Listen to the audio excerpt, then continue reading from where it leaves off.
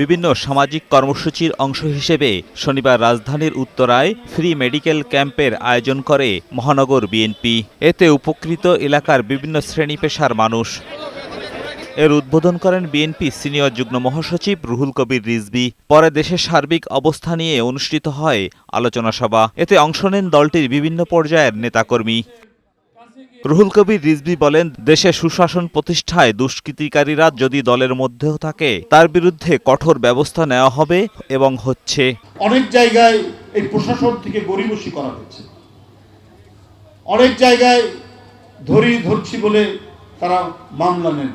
আমরা বিএনপির নামে, দলের নামে বা এই সমাজে কোনো দুষ্কৃতিকারী, কোনো ঘাতক, কোনো ধরনের অপরাধকারী, সমাজ বিরোধী কেউ যেন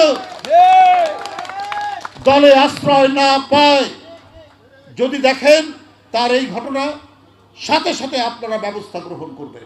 এদিকে ব্যবসায়ী সোহাগ হত্যার তীব্র নিন্দা জানিয়ে যুবদলের সভাপতি আব্দুল মোনায়েম মুন্না বলেন, সমাজে বিশৃঙ্খলা সৃষ্টি এবং নির্বাচন বিলম্বিত করতে সরকার পরিকল্পিতভাবে প্রশাসনকে নিষ্ক্রিয় করে রেখেছে।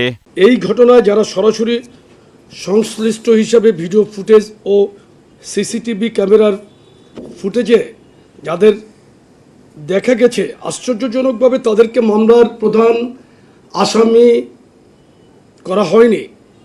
যারা প্রাণঘাতী আঘাতগুলো করেছে তারা অদ্যাবধি গ্রেপ্তারও হয় নাই। এর কারণ আমাদের বোধগম্য নয়।